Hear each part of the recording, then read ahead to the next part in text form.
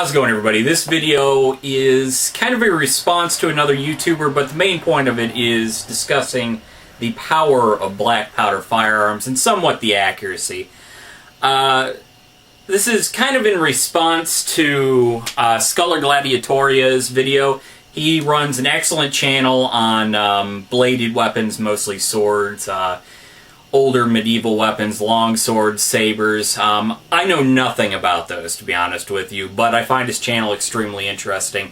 However, he began discussing firearms in the context of why swords were still used in battle around the Crimean War and leading all the way up to World War I. And he said some things that just weren't quite right to me. There's a lot of myths that go around with swords and swordplay, training. A lot of myths about those types of weapons. Equally, there's a lot of myths that go around about black powder guns and guns in general. And the one that he really got me was that they were not powerful. He actually gave an example of where rounds were bouncing off of people's greatcoats. This did not happen. There are actually stories of this happening with .30 carbines in the Korean War. This also did not happen. With, a little qualify here, with proper powder ammunition. If you have wet powder or you happen to spill most of your powder while you're loading it, okay, but that is not a gun functioning under normal conditions.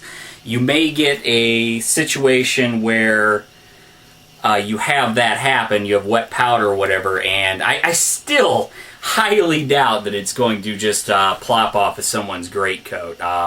It's going to at least break some ribs. Now, I did some shooting in this video just to prove this, and what that board I put up is supposed to represent is the lethality of this gun. That is a 1-inch pine board. The U.S. military found that it takes 59 foot-pounds of pressure to puncture a 1-inch pine board. The importance of that is that is the minimum lethality of guns. This is why the .25 Auto is often put out there as an underpowdered cartridge, because even coming out of the barrel, it's kind of questionable whether it will puncture a 1-inch pine board.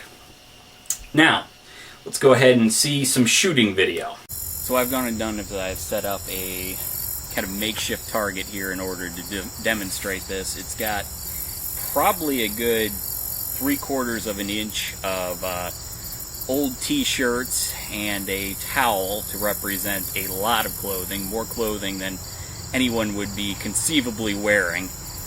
And behind that I have the pine board. So I'm standing probably about 15 feet away, and I'm going to be shooting my heavy dragoon. This is a French heavy dragoon in .54 caliber. I'm using bare ball with 30 grains of powder, and we're going to go ahead and test this out. So let me get my hearing protection in, and then we'll go ahead and shoot it.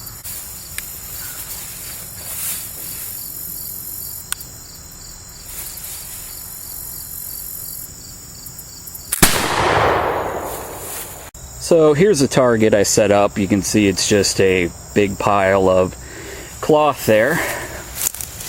We get a nice little hole in it. And we'll go around the back side. We got a nice exit hole there. So once again, that is 1-inch pine there. And a whole lot of clothing. Now, what that was my French heavy dragoon pistol at about 15 feet with a .54 caliber round ball and about 30 grains of powder. Now, 30 grains of powder is a target load. That is far weaker than what they would have actually used in this pistol in battle.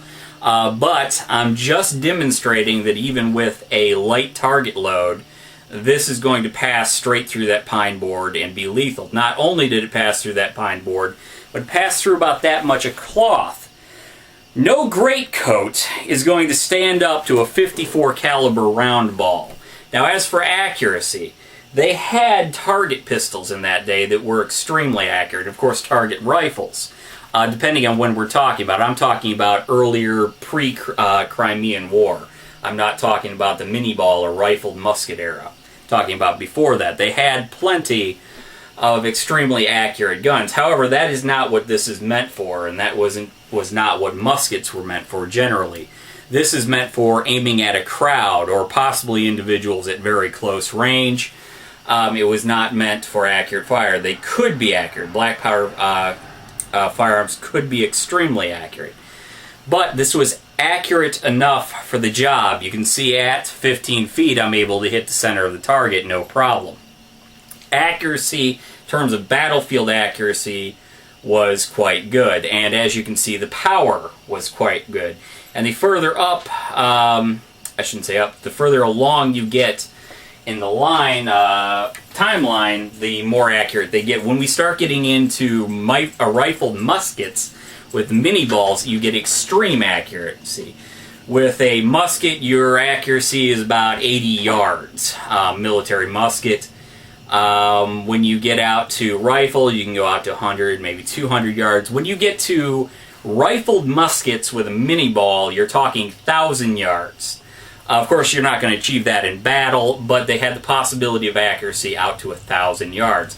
As for power with rifles, I've already demonstrated this with pistols, but let's look at a few numbers here in case you don't believe me. A 20-inch, 8-inch barrel rifle with a 178 grain round ball, .490 round ball, 100 grains of black powder, double F, will achieve 1,400 feet per second and about 840 foot-pounds of energy. A rifled musket, like was used in the Crimean War, where he gets the examples of balls just falling off people, off the great coats. A 530 grain mini ball out of an 1853 Enfield, which is what the British would have been using, and we'll get to that in a second, will achieve about 1,400 feet per second, upwards of 2,000 foot-pounds of pressure, or foot-pounds of energy, and accuracy out to 1,000 yards. These guns were not weak. They were not just falling off of people's greatcoats. This is a kind of myth I see quite often, that these were weak, they were inaccurate. Nothing could be further from the truth. The reason they were using swords and bayonets had really nothing to do with their power or accuracy. So now the real question is, why were they using swords and bayonets if these were extremely deadly and very accurate, depending on what we're talking about and what ranges we're talking about? It really had nothing to do with power, because these were extremely lethal. Now, accuracy, we have to kind of put a qualifier with that. The reason they were using swords was because you had to take time to reload these single shots. If I shoot you at close range with this and you don't go down, I have to go to plan B, because you're not going to stand there and wait for me to reload. Now, I might waste your friend with this, and he's not getting up from a .54 caliber round ball in his chest. But I still got you to deal with. So I can flip this over, and this makes an extremely good hammer, or I can draw my sword, or I can draw another pistol. But once this is spent, it's just a paperweight. Now, you can extrapolate that out into tactics in battle, and in fact in the Crimean War, I can't remember offhand exactly which battle it is, but basically they were fighting over this wall of sandbags. And the Russians would rush up, they'd fire their shots, rush up in a charge and try to take this, and then the British would go back, and they would end up in a lot of close combat fights with swords and bayonets. Now, the reason this was happening was because it had to happen at close range. Now, in the American Civil War, you did not see this very often. You did not see bayonet charges. There were a few examples, a Little Round Top and a number of others in the Civil War, but it didn't happen very often. The reason you saw this in the Crimean War and not the American Civil War, the use of swords and bayonets, was because of the guns being used.